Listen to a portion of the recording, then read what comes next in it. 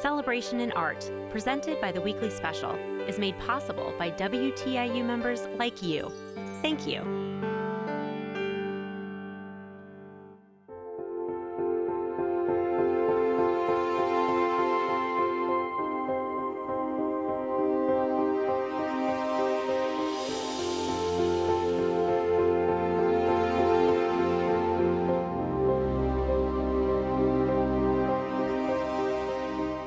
Welcome to Celebration in Art, presented by the Weekly Special. I'm Erica Sagone. And I'm Daryl Neer. As Indiana commemorates its bicentennial, we are taking a closer look at how Indiana artists of today continue the artistic heritage forged by the Hoosiers of years past. By the time Indiana achieved statehood in 1816, it had already gained a reputation for its lush landscapes and wild terrain. By the end of the century, the state scenery was the singular focus for many notable artists. In particular, the famous Hoosier group, featuring such artists as Otto Stark and T.C. Steele. That's right, and T.C. Steele once said, "I often speak of appreciation, both of nature and art, as the art of seeing beautifully." It's no wonder then that many of today's celebrated Hoosier artists still draw inspiration from Indiana's natural beauty.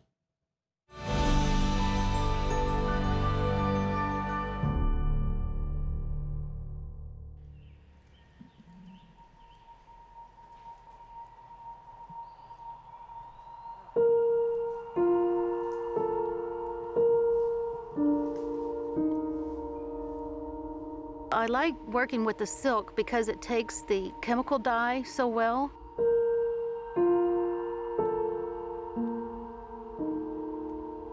It stays just as vibrant as when you see it when you're dyeing it. And it's also lightweight.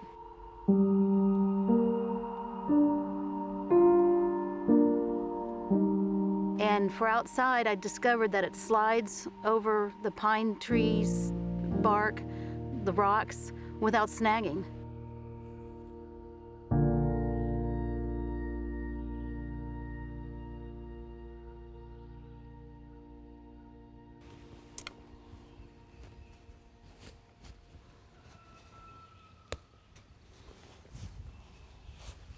My name's Darren Redman, and I'm a textile artist, which means I work in fabric and textiles. And right now I'm working in 2D and 3D.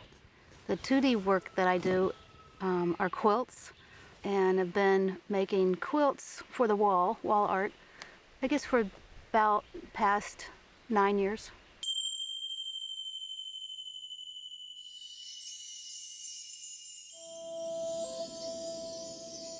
It just fascinates me to take a piece of fabric and cut it up, and the designs just come out of my head. And then I can put it on the design wall and see how the composition looks. Then I take the two pieces that are side by side to the sewing machine and sew them together. So some of my quilts just build from the middle, and sometimes I sketch them, and sometimes I don't.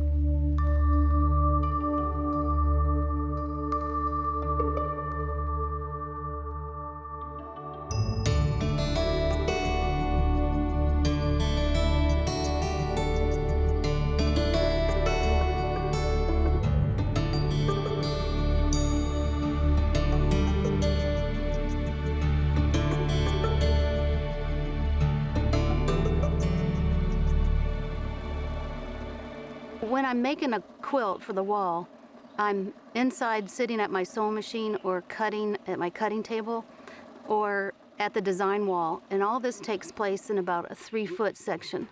I do this about 4 to 5 hours at a time in silence and solitude.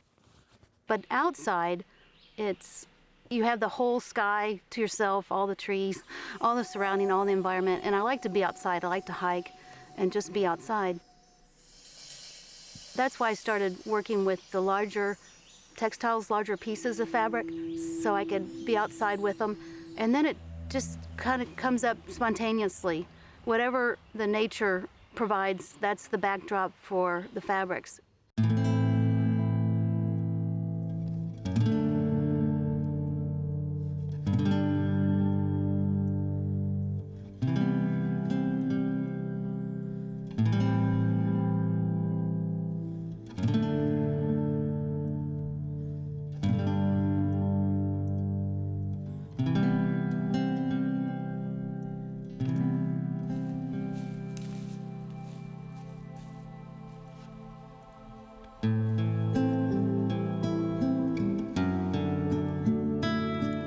There's a challenge working outside. It's you have to have good knees because you're on your knees or you're up and down. And I try not to reach higher than I can physically reach. I rarely use a ladder. I like to just use, myself and nothing else around.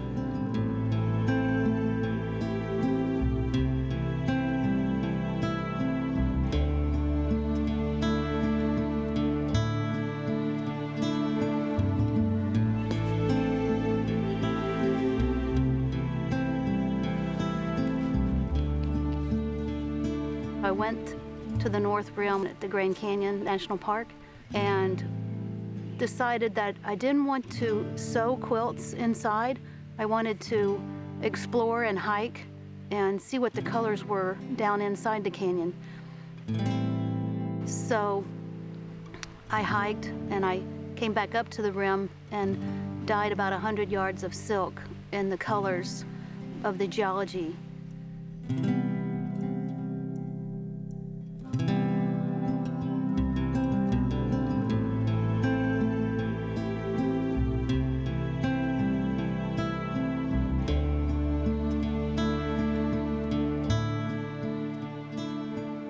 What is the art when it comes to a textile installation? Well, I think the art happens after it's installed, not during or while it's being installed. And then sometimes I think after it's installed, I look at the colors and how bright they are. I think, okay, that's the art. Then you stand back and you think, wait a minute, maybe it's the tree or the nature, or if I put it up against a brick wall. The art might be from the artisans who created the brick wall.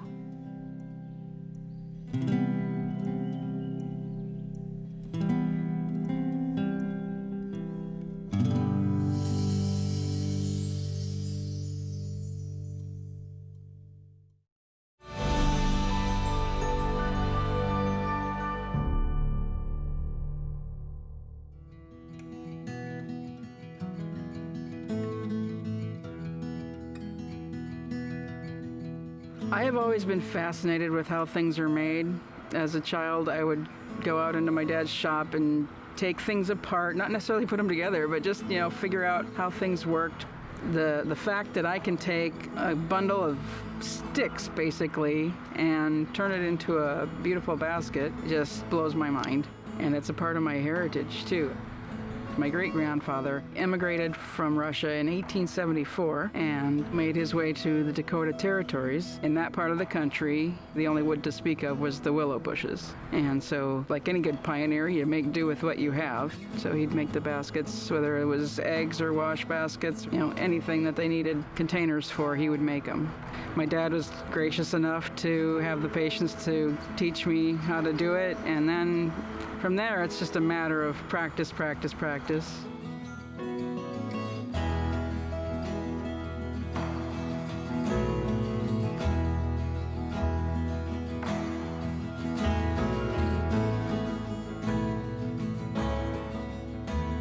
We just really value tradition and family ancestry, and it was really important to my dad for all his kids to learn where we came from.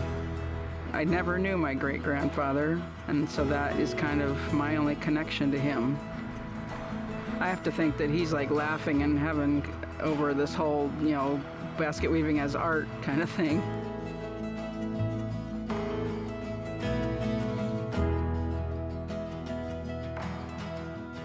Most people don't know that a basket is one of the things that cannot be made by a machine. Any basket you see has been made by an actual person.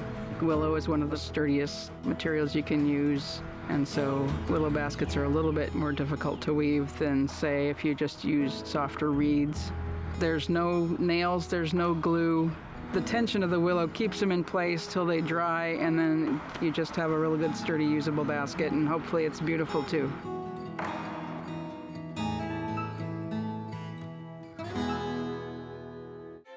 You can't make the same basket twice, and I love it. And so that's kind of what inspires me too, is being able to create many different styles. And I'm still learning new weaves.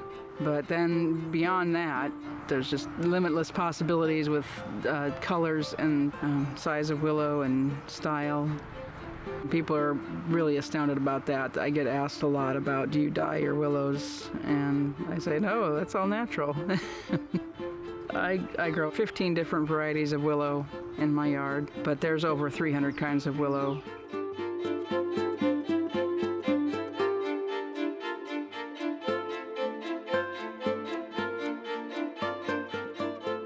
As far as textures go, it's just like regular wood. Some are fairly hard, have to be soaked longer, and some are just willing to do more things. You can make more twists and sharp turns with them than you can with the other willows. Willows are deciduous, so the leaves will drop off, the stems will go dormant. You can see what colors they're going to be. I will cut them all off right at the ground. Then as I plan baskets in my head, I will go down and count out the number that I need and bundle that all up into one bundle, put them in a soaker for about a week, and then take them out and weave them, and hopefully it'll be something like what was in my head, or maybe it'll turn out to be better, because sometimes the willow does what it wants to do, and the willow's always right. There's a very personal part of you in each piece. You create it out of your own imagination. I like to draw from nature. I want a finished basket to look like nature as much as possible. It's just because that's where I connect with spirituality. That's why I like to weave outside. I just like to be out, like we're hearing the birds and being out in the fresh air. That's what feeds my soul, is knowing you're creating something and just loving it to the point where you're relaxed and happy about it. There's a lot of basket weavers, but not very many with the tradition that I have. So that runs deep for me, to be able to have that connection with the family, the tradition. I just think it's wonderful to have something this is one of a kind. This is the only thing like this anywhere.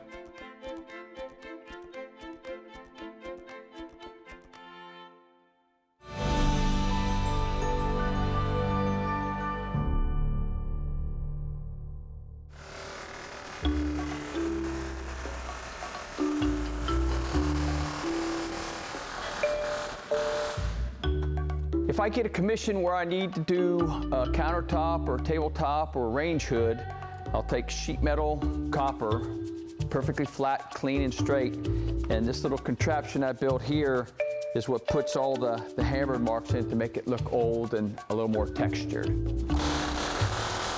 This is something you can't buy. I made it. It just makes the process go a whole lot quicker and easier, as opposed to having to hold the hammer all day long.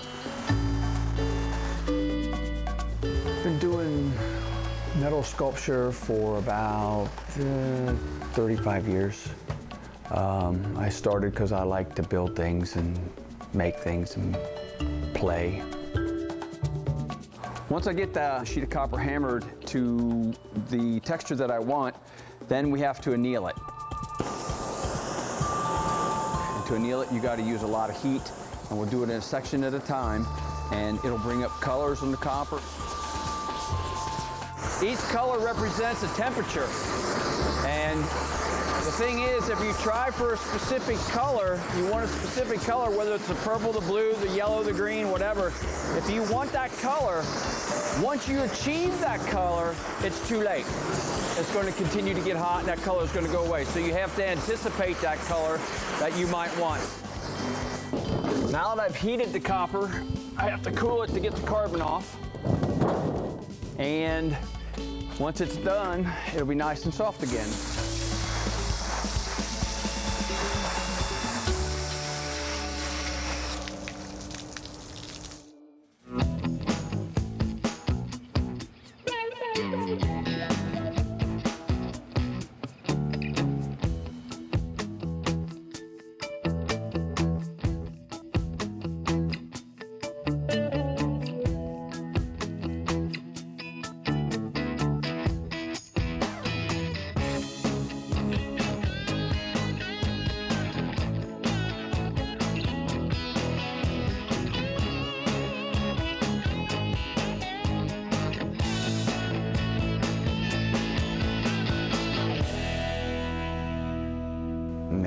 quite an array of things that I have done.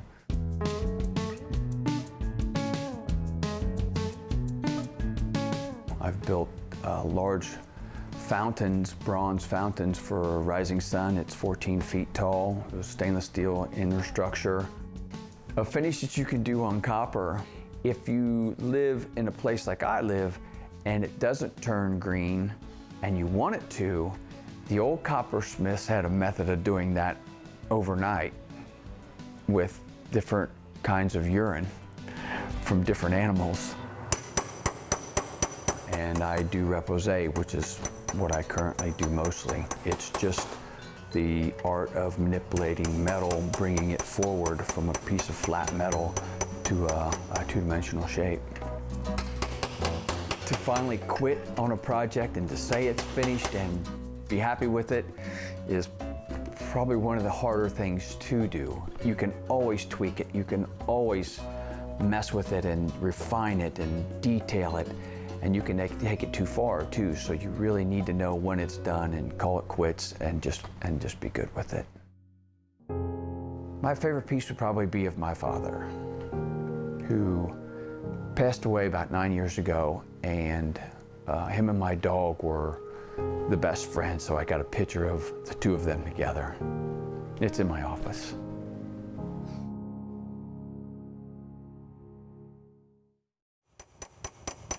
To be an Indiana artisan means the world, because you have been chosen by your peers and people who know and understand art very well, and you have to be juried in. You have to submit your art. They have to judge it. They have to decide that if you're good enough, and if you're good enough, you get the stamp of Indiana Artisan. So it means a great deal. That's a really, really good honor. As Chaz mentioned, many of our featured artists are members of the incredible Indiana Artisan program. It is a collaborative organization that both recognizes and promotes the best of Indiana art. Building on the legacy of the last 200 years of talented Hoosiers and sharing their one-of-a-kind work with the world. And as we've seen, much of that work is inspired by Indiana itself. It is truly extraordinary to see how Hoosier artists continue to draw inspiration from the state's landscapes. From molding nature into exquisite works of art, to encouraging fellow Hoosiers to preserve their environment for generations to come. And those generational lessons are as much a part of Indiana's legacy as the landscapes of the Hoosier heartland. For many of today's artists, the first glimmer of artistic inspiration was born in the midst of childhood play.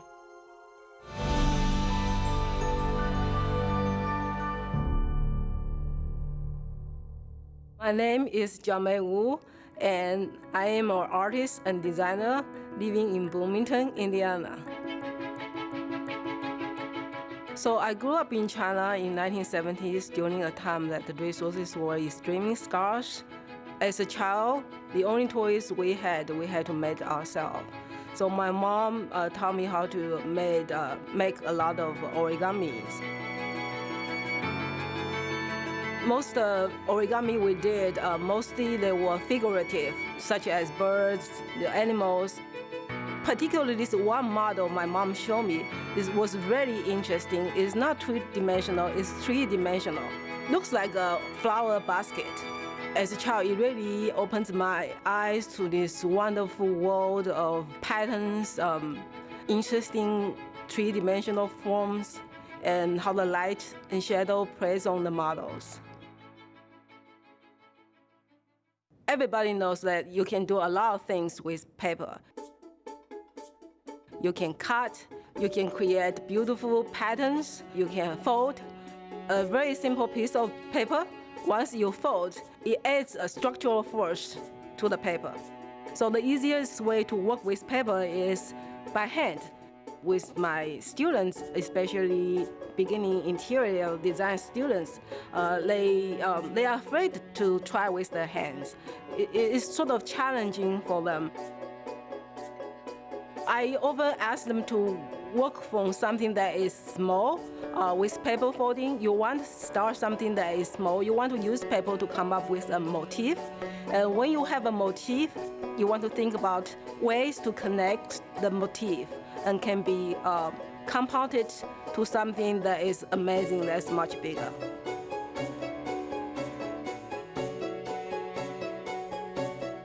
As a designer, I'm interested in applying folding to create functional products.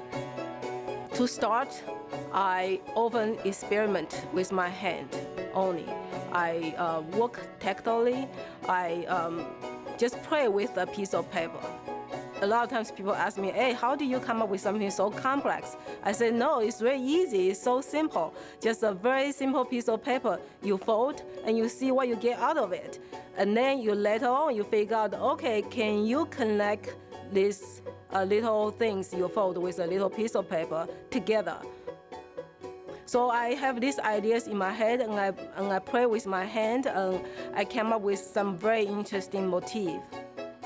Once I have motif and I test it out using the real paper models, I unfold the motif and I see these beautiful patterns, and I draw the pattern in computer programs.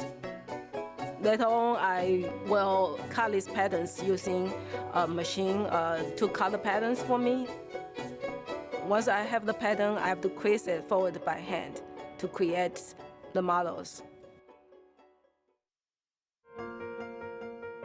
It doesn't have to be paper in the future.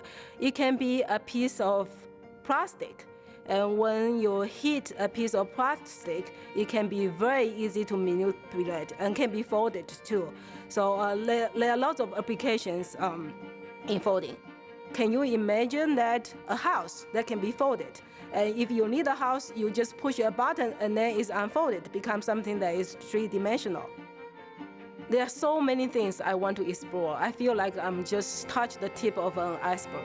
I would love to be able to explore this type of folding in a much smaller scale, say nano scale. And I would love to be able to work with other scientists, engineers to explore application of folding in all these different fields. Once paper is folded, once you apply a structure or some sort of pattern to the paper and you fold, the paper is something what almost I call magic. And that's why I think that people are really, really surprised when they see, just a very simple piece of paper and a simple piece of material that they use, they have touched every day, can be beautiful, magical objects.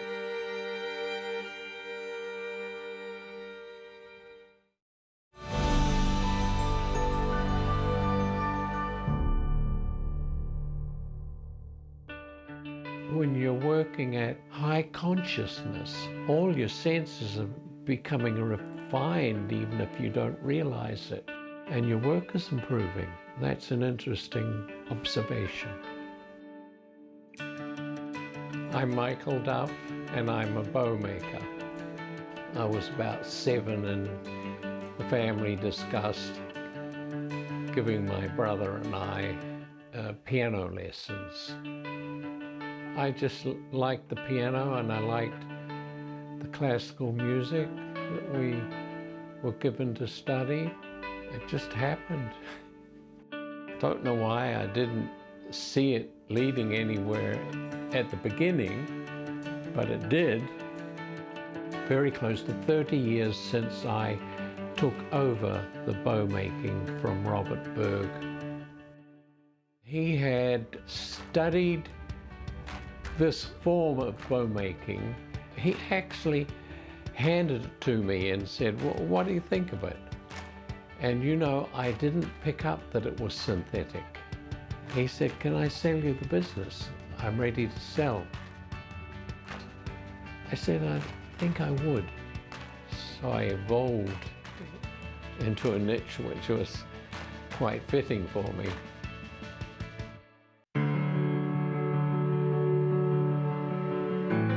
I would have to say that ability with one's hands is something that's inherited. I sort of genetically got a double dose. My mother was the capital's leading seamstress, had exquisite talent with her hands and the sewing machine. My father, he built great hardwood keels, creativity, artistry. I got the ability to use my hands from both mother and father. I've given a lot to this project. The main refinements in the following years were in executing it.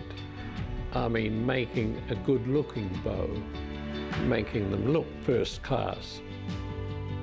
But of late also I've given new innovations. The use of exotic hardwoods for making the frogs. So these are a big step forward because the woods for bow making have been exploited for so long that they're threatened.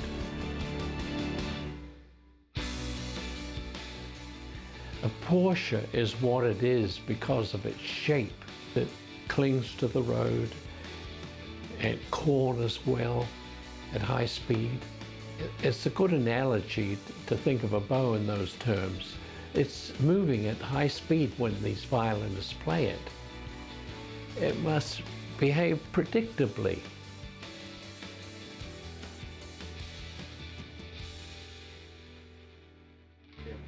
It takes me about 4 to 5 days to complete a bow so that it's ready to play. It's something I'm creating, and it's something that then I hear what I create will do on a violin.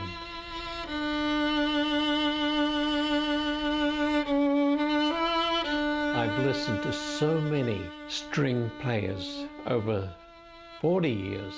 I can tell whether they have mastered it. And I know also that when the bow is helping them. Yeah, it thrills me, really. One thing I would like people to know about my bows, with natural wood being exploited the way it's been for hundreds of years, we can't afford to rely on wood the same for bow making. It was important to have substitutes, and these are it. 50 years from now, they will still be playing well.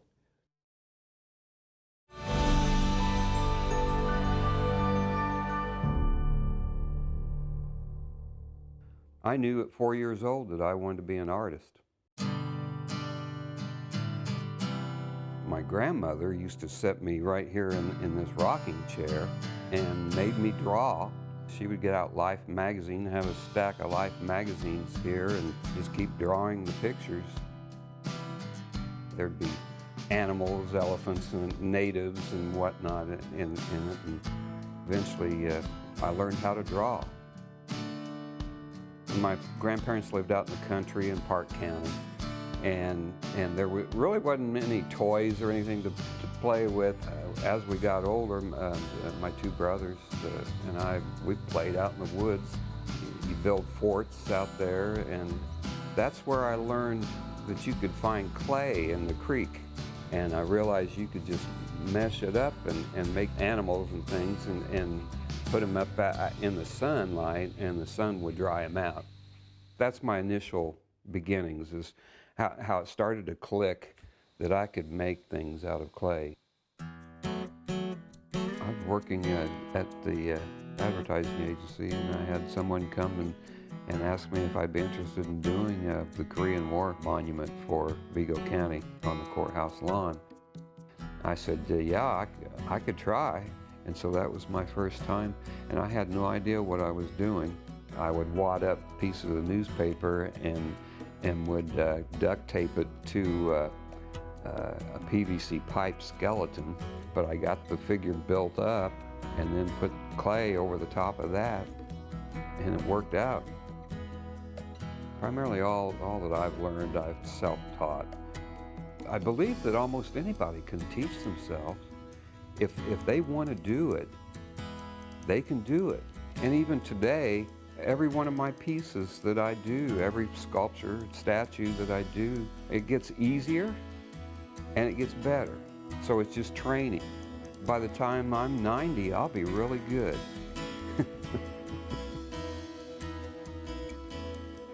Most of my pieces are memorial, like veterans memorials. So I've done everything from World War II soldier, Korean War era soldier. I did the Veterans Monument for Salem, Roanoke, Virginia. And that piece has a lot of emotion to it. That's the piece that where the soldier's kneeling and has his hand up touching black granite. And in the black granite is an etching of a soldier putting his hand up so they meet. Right now I'm working on a piece for Vincennes, which is Francois Vincennes. And there are no paintings. Pretty much it's left up to me to make up what Vincennes looked like. So I sort of channeled Vincennes, and I sat down one night at 2 o'clock in the morning and got a whole bunch of clay and sat down and thought, okay, Mr. Vincennes, tell me what you look like. I started on the eyes. And I usually do that on all of my sculptures. You know, I carve a basic egg-shaped foam head and then start putting clay on it. But the first thing that I start with is getting the eyes. I like to get the whole head pretty well finished, and then I can carry on with the rest of the figure, because it's almost like the way the eyes are and the way the head is shows me what the rest of the figure is how it's going to look. That's the way it works out for me. I just got a picture in my mind of what his stance would be, and I pictured him standing alongside the Wabash River, overlooking the river and looking gallant and maybe contemplative. You try to do something that's going to have an impact on other people, and something that has a lasting impact. And I totally realize that what I'm doing is going to be here long after I'm gone. It's kind of neat to think that after I'm gone, 500 years from now, somebody will, if they take any interest in it, to maybe look at the signature on the sculpture. Not only will my legacy live on, hopefully the piece that I'm doing, the sculpture of, their legacy lives on too. It's beautiful to see how Hoosier artists are furthering those familial traditions and sharing them with our local communities. It speaks to strong sense of family shared across the Hoosier heartland. Indiana's most famous pop artist, the aptly named Robert Indiana, once said, "Some people like to paint trees. I like to paint love." And many artists across Indiana are driven by those larger concepts, transforming their art into statements that go beyond state boundaries. They're inspired by what it means to not only be Hoosier, but also human.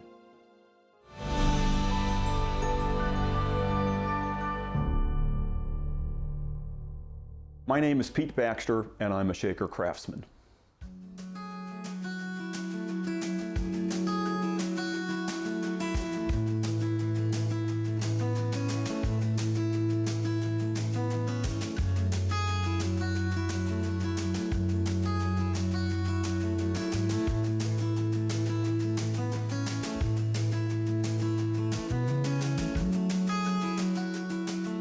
The Shakers were a utopian society that came to the United States in 1790 from England as a means of seeking religious freedom.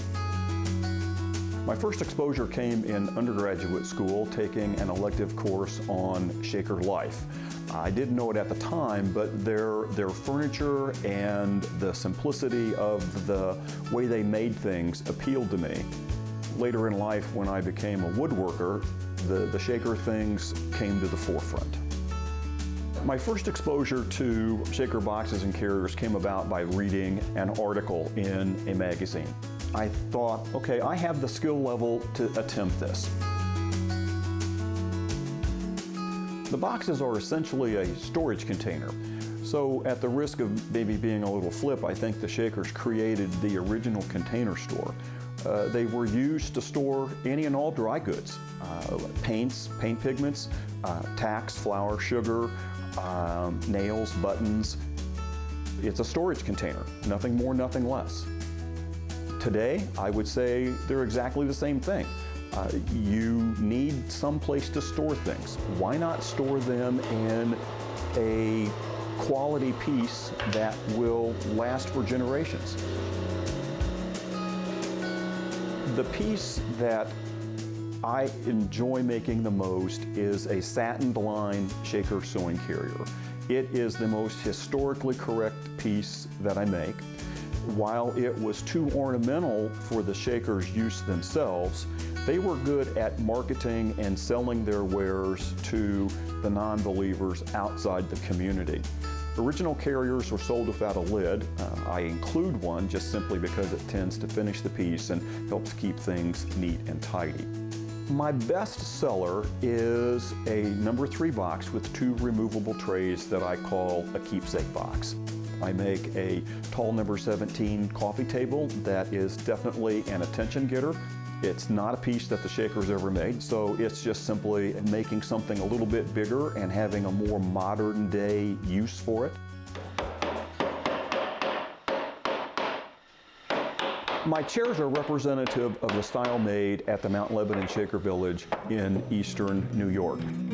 All of the villages tended to make chairs, and there are some style differences, but the style that I tend to make is what most people think of and recognize as a shaker chair.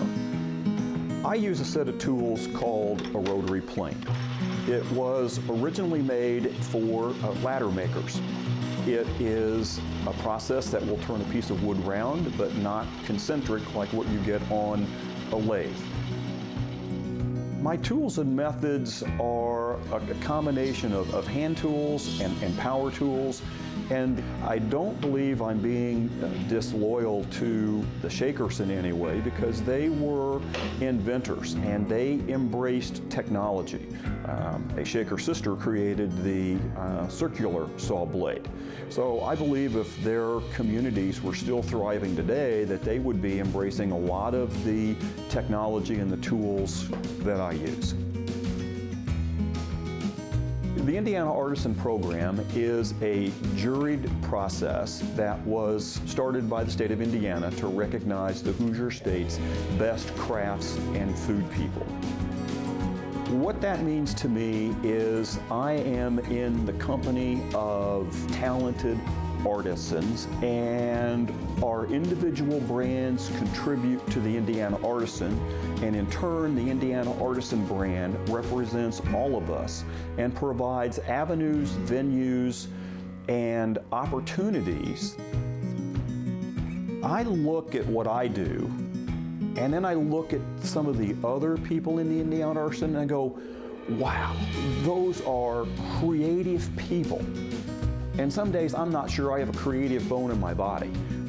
When I look at the colleagues and the company that I keep with them, it's a validation of the quality of my work and something that I never really would have ever expected to have happen. Being self-taught means that you make a lot of mistakes, you try a lot of things that don't work, and an axiom that probably fits well in life is that you learn more from your mistakes than you do from your successes. For me, it's a labor of love.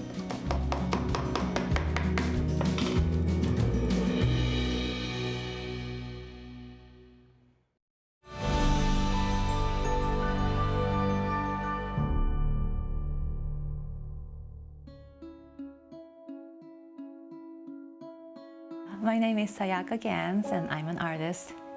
I make sculptures primarily. My Shinto belief, the belief that even inanimate objects can have a soul. I grew up playing with my mother's scrap materials because my mother always had various hobbies. You know, we're always told not to waste things. These items can be beautiful and valuable to us. When I can give these objects a new home, a new place that they can belong to and can look beautiful together, that makes me very happy. I want to promote environmental awareness in a way that's not creating a negative incentive. I think when you're given a negative incentive, You are motivated to do what's required of you, but just the minimum. What if you can do something else that's beautiful and fun and exciting?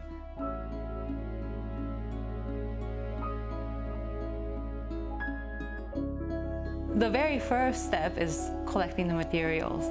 For example, I have right now 2 bins that are black, 3 that are white, a couple reds, maybe 3 or 4 blues. I'm always collecting. I love making something new. So far, my favorite out of everything I've made is the pair of horses that I recently completed. So when I have an animal that I need to make, I will first do a lot of research, pictures on the internet, from books. Sometimes it just takes more design than accurate depiction from the pictures. Most of the research is for making the armature, the wire structure inside of the sculptures. So a little bit more than half of the production time goes into creating these armatures. When it gets to this stage, that's the exciting part for me.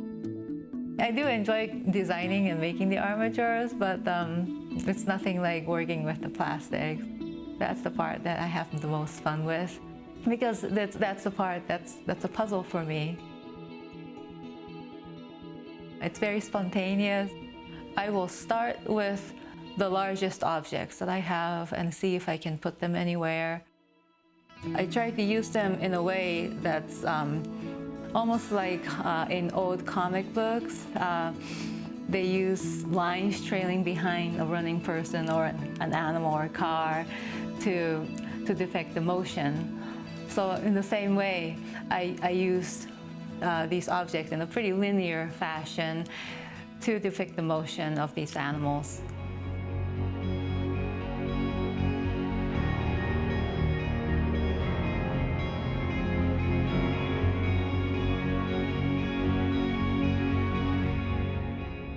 They almost become brush strokes. So I kind of think of it as three-dimensional impressionism. And I've always loved puzzles. Anytime I have 2 different shapes, it becomes a puzzle. And I like to look at how they look together, juxtaposed in different angles. I just love putting shapes together. So anytime I find the silhouette that I'm looking for, it just makes me very happy. It's just exhilarating. I'm trying to make these objects that are discarded by people and that don't really have homes anymore, and trying to make them happy. We need to change our thinking about what we think of as valuable.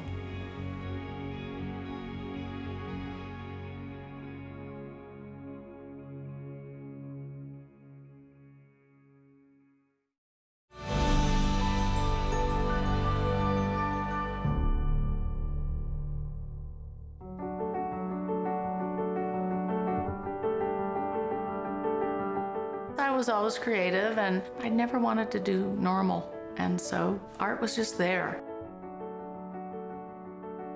There's something magical about clay. You have to wedge it up and you have to have your hands into it, and it's just magical the way you can start with a lump of clay and start it spinning and it just grows. I'm Christine Davis. I am a potter that specializes in raku firing, and I used to do high fire work. High fire is work that's like what you would use on your dinner table. I think maybe I was bored with high fire because I was good enough. But yet I loved working with clay, and so when I was introduced to the raku firing, it's like, oh, this is gonna be fabulous, because I'm not gonna get bored because I can't control it. Raku is a glaze firing process that originated in Japan. The variety that you could get out of the same exact glaze and trying to figure out how to make it do what you wanted to do. And perhaps one time you would pull a piece and it would be all copper. And you think, oh, okay, well that must be because it was cold out, or it was humid out, or it was this, or it was that. And then you go from there trying to figure it out. And then you do the exact same thing, and the next piece is blue. And you think, okay, now what? Now why did it become blue? You're just always chasing. I think you're chasing perfection, and it doesn't exist, so it's just exciting. It really is.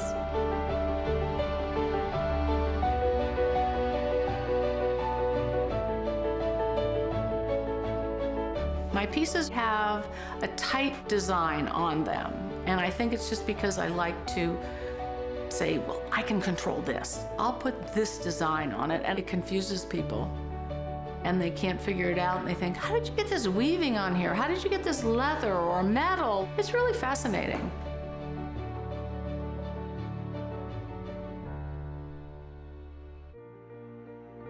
When I do texturing on the pieces, it's more of a meditative thing. If you start on one, you have to continue till it's done, because otherwise the depth of the texture would be different, because the clay would gradually dry. I think only one time did I ever try to count how many dents there were, and there were over 5,000 little dents. And then sometimes people at art fairs, they'll look at something like that and they'll say, are you crazy? Can't you design something that's sort of like a pizza roller, that you can roll those designs really fast? No. Then they wouldn't be special. It has to be one at a time. There are some different Raku glazes. Any glaze that fluxes at 06 or 1900, you can use in there. And so some of them will be more lustrous, some of them will be more matte, but they all really have the capability, except for the white crackle, they all have the capability of producing multiple kinds of colors. And I choose to do all three colors. It's harder to do, and I think that makes it more fun for me. It probably makes it more unpredictable, and the designs that I put on my pieces and the way I do it, they're different heights. There's spaces between the glazes so that they won't run together. That all takes time.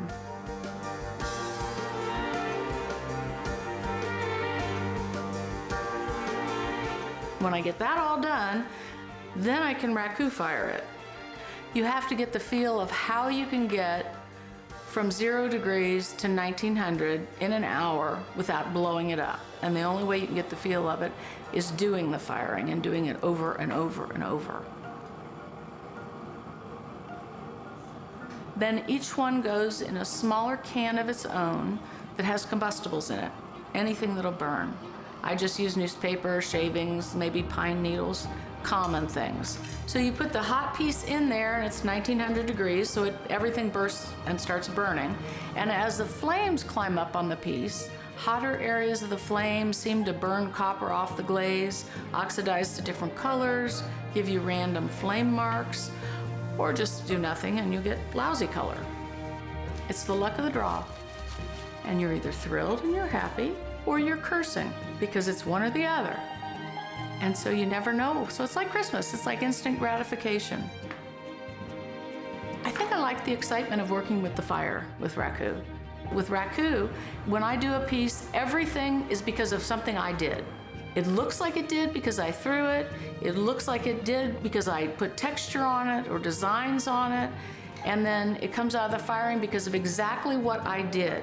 Even though I couldn't control it, I had everything to do with that piece.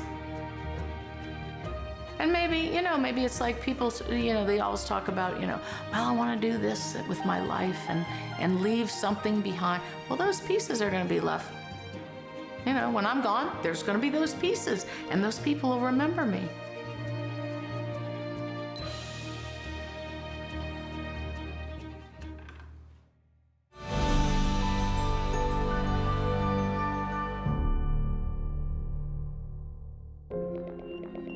I studied world history and religion. I was trying to understand why we are here, or how we deal with our existence, how we attain some sort of permanence. The stonework kept popping up in everything that I was studying. Anything that you wanted time to have, you could make it in stone, and it was, the kings and the civilization's way of saying, we are here, this is our statement, and most of those are gone, but the stone remains. So I wanted a job that would mean something at the end and that would outlive me, but yet would still be part of the collective identity of humanity.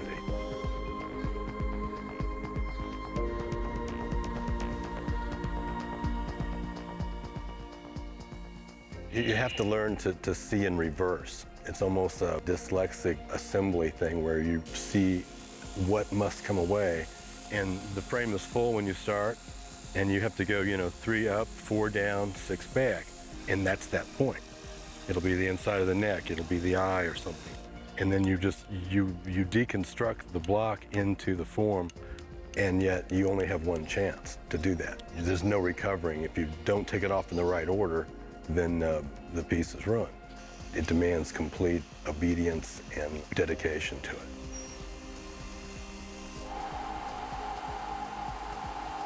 Anything you can make with stone, we can do, and I like to do. I like to do big stuff because of the size. I want to be able to see it from 300 feet away.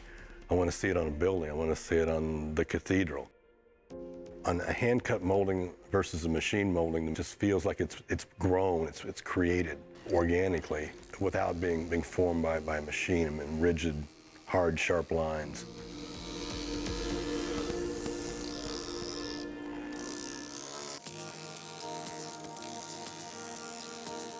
The human figure with the faces is about the most rewarding to me because people like that. They can identify with it, and if you can put some humanity into it and expression, thought, where the person that views it can actually wonder what that piece of stone was thinking when it had that expression, then you've kind of made that jump.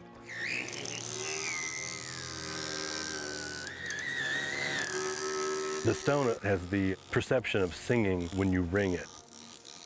It's almost like a blacksmith hammer. When the blacksmith hits a tool over and over again in a rhythmical pattern, it starts to set up the resonation with the echoes. I think it's very similar to that. It sings to you. And if you do the right things, it sings in a lighter and happier, finer tone as it gets thinner and more fragile, until finally it's just, you have to stop.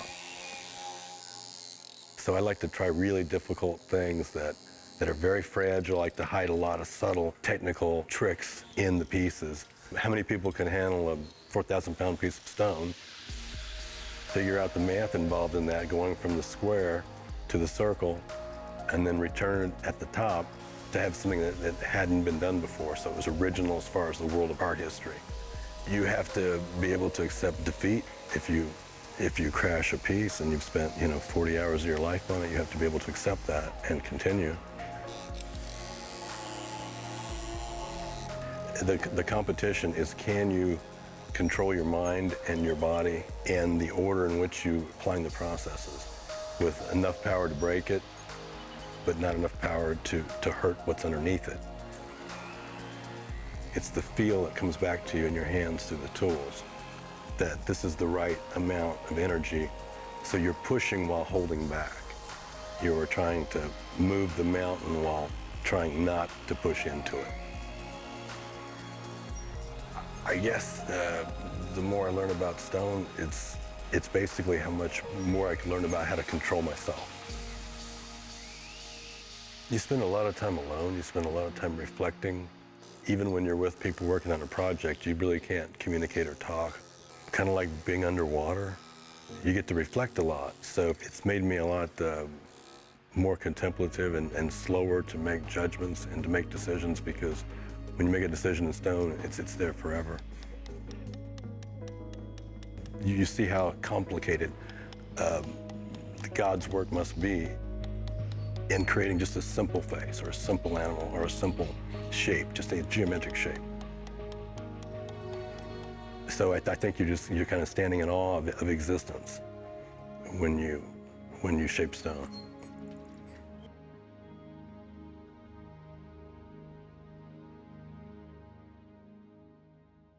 Erica, what's really cool about this is that all of these artists are our friends, our neighbors, our family, and they just have so much talent and work that they share with us. It's great. And I really feel like we've just scratched the surface. There are many, many other artists out there with stories to share and for us to celebrate. The artists featured tonight are a true testament to the remarkable cultural legacy built over the last 200 years in Indiana. And it's clear that the rich history will continue over the next 200 years as Hoosier artists continue to energize future generations. From Indiana's lush landscapes and natural wonders to the strong sense of community across the Hoosier heartland. Thank you for joining us to celebrate the best of Indiana art. Now get out, explore the state, and find your own inspiration. Good night.